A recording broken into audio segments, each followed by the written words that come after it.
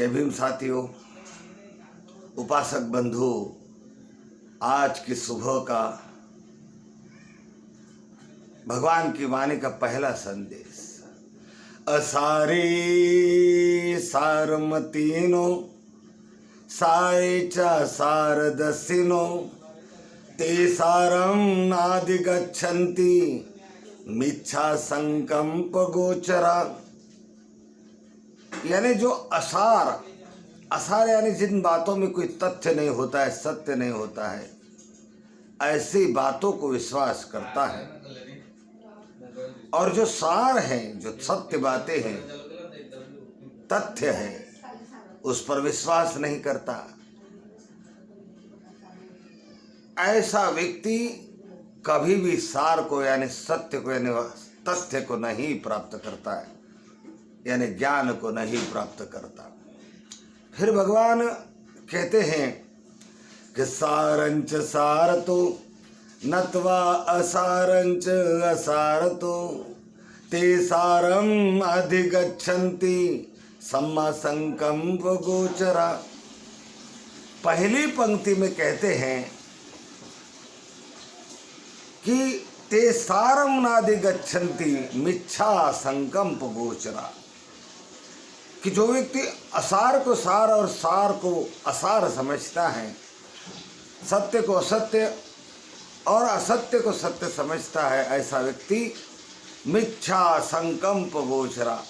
गोचर, गोचर का अर्थ है जहाँ गौवे गाय चारा खाती है, वहाँ उसको चराने के लिए छोड़ दिया जाता है। ऐसे क्षेत्र को हर गांव में ऐसा क्षेत्र होता है, उस गांव में गाय चरती हैं, अपना पेट पालती हैं, तो उसे गोचर कहा जाता है। तो मिच्छा संकंप गोचरा, कि जो व्यक्ति सार को असार समझता है, असार को सार समझता है, ऐसा व्यक्ति ऐसे मिथ्या दृष्टि के क्षेत्र में गोचर की तरह चलते रहता है, लेकिन कभी भी सत्य को नहीं प्राप्त करता। उसी तरह कहते हैं कि सारंच सारतो नत्वा असारंच असारतो। कैसा दूसरा व्यक्ति जो सार है उसे सार ही समझता है, और जो असार है उसे असार ही समझता है।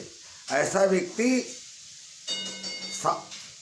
सार को सबसे पहले प्राप्त करता है, आधिगच्छन्ति सबसे पहले प्राप्त करता है, सत्य को प्राप्त करता है। सम्मा संकंप गोचरा, इसका जो गोचर होता है, इसका जो विहार करने का क्षेत्र होता है, वो होता है सम्यक दृष्टि का, सम्यक संकल्प का। इसलिए वो सत्य और तथ्य के पास जल्दी पहुंच जाता है। तो ये आज की भगवान की वाणी है, और इस वाणी से हमने आज का प्रवचन शुरू किया है। तो कल हमने प्रकाश डाला था 10 प्रकार के संयोजनों पर, और हमने ये कहा था कि इन 10 प्रकार के संयोजनों को जब तक हम हटा नहीं लेते, तब तक हम 10 पारमिताओं को भली भांति पार नहीं कर पाएंगे। और जब तक 10 संयोजन, 10 बंधन टूटते नहीं हैं, 10 पारमिताएं परिपूर्ण नहीं होती है, तब तक कोई सोतापन्न, सकृदागामी, अनागामी या ये बुद्धत्व अर्हंत प्राप्त नहीं करता। तो हमारा विषय बुद्धत्व कैसे प्राप्त होता है, यही है। तो आज कल हमने 5 संयोजन देखे। 5 संयोजनों में हमने देखा सत्काय, दिट्ठी, विचिकित्सा, शीलव्रत, परामत, काम, छंद और प्रतीक। और हमने ये समझाया कि 3 बंधनों के टूटने से व्यक्ति सोतापन्न होता है, और आगे के जो 2 बंधन है, काम, छंद और प्रतीक, इनके ढीले होने से वो सकृदागामी होता है। और इन 2 बंधनों से पूर्णतया टूट जाने से, यानी टोटल 5 बंधन टूट जाने से वह अनागामी होता है। अनागामी यानी अगर उस व्यक्ति की मृत्यु होगी तो इस मानव शरीर में, इस धरती पर वो पुनः अगर जन्म होता है उसका, तो एक ही बार जन्म होगा। तो अब हम अगली कड़ी है उसकी, इस बंधनों की, तो उसकी अगली कड़ी है रूप राग, अरूप राग, मान, औदत्य और आदित्य। तो रूप राग क्या है? तो ये रूप राग है शरीर, रूप का मतलब है शरीर। ये शरीर के प्रति, सुंदरता के प्रति, स्वस्थता का प्रति जो भी राग है, ये राग, ये जो मन का चिपकाव है, इसे इस अवस्था में तोड़ना होता है। इस छठवें बंधन में इसे संपूर्णतया अपने चित्त से निकाल देना होता है।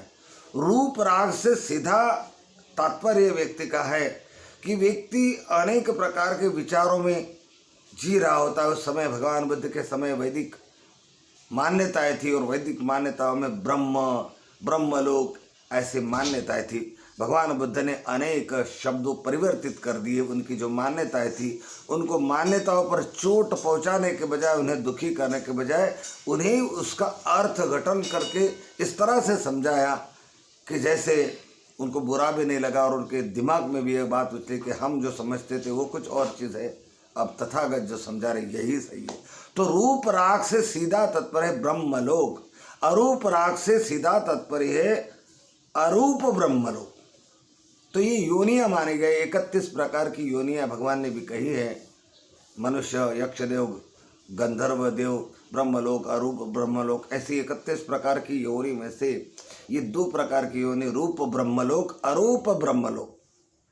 तो जब मान्यताओं से भरा व्यक्ति हो, तो जब ऐसी साधना करता है, तो उसके मन में एक मान्यता होती है कि मैं इन साधनाओं से परिपक्व हो जाऊँ, मुक्त हो जाऊँगा, तो शायद मैं ब्रह्मलोक में जन्म लूँगा या अरूप ब्रह्मलोक में जन्म लूँगा। ऐसी मान्यता तो उसके मन में होती है। तो जो रूप राग इसी के संदर्भ में ये रूप राग है कि ब्रह्मलोक में जन्म लेने की जो कामना है, ब्रह्म लोगों के साथ जो मन का चिपकाव है, इस कल्पना के साथ मन का जो चिपकाव है ब्रह्मलोक के, वो चिपकाव टूटता है। ये चिपकाव टूटने के बाद फिर एक कल्पना मन में होती है, चिपकाव होता अरूप ब्रह्मलोक, कि जहाँ शरीर न हो, काया ना हो, केवल मन ही मन हो। ऐसे ब्रह्मलोक की जो अवस्था है, जो चिपकाव है, उस चिपकाव से भी मन यहाँ टूटता है और व्यक्ति अनागामी बनता है, अरहंत बनता है। तो ये 5 और ये 2 7। अब इसके आगे हैं रूप राग, अरूप राग, मान, औदत्य, अविद्या। तो मान और औदत्य और अविद्या, तो मान क्या है? मन के अंदर एक अस्मिता भाव जगा रहता है। ये अस्मिता भाव भी टूटना चाहिए। मैं ममाकार की जो लहरें मन की वो चिपकी होती है, इसे भी ये भी एक संयोजन है और इस संयोजन से भी निकलना पड़ता है। उसके बाद जब व्यक्ति कदम कदम कदम कदम इन बंधनों को तोड़ते हुए आगे बढ़ता है, तो उसके मन में एक बेचैनी सी लगी रहती है, बेचैनी से लगी रहती कि क्या मैं मुक्त हो जाऊंगा या नहीं, या मुझे निर्वाण प्राप्त होगा या नहीं, या मुझे ब्रह्मज्ञान प्राप्त होगा या नहीं।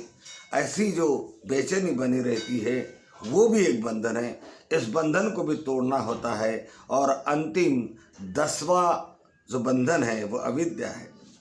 रूप राग, अरूप राग, ये जो लोक है, ये जो काया है, इसमें इसके भवतृष्णा में पड़ा हुआ व्यक्ति, भवतृष्णा के कारण उसके मन में अविद्या की झीनी परतें, झीनी बूंदे, झीने कण, झीने बीज समाये होते हैं।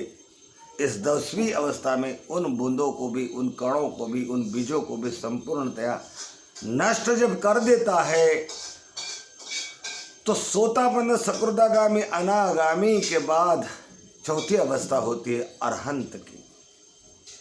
वो अरहंत अवस्था को प्राप्त होता है। और ये अरहंत जब अपने अनुभव के आधार पे जान लेता है कि मैं मुक्त हो गया, मैं अरहंत हो गया, अब मेरा जन्म इस संसार में बार बार नहीं होगा, मैं संपूर्ण भव चक्र से मुक्त हो गया। तो ये जान लेने से, इस श्रद्धा से, ये विश्वास कर लेने से वो व्यक्ति बुद्ध बन जाता है। ये बुद्ध की अवस्था होती है।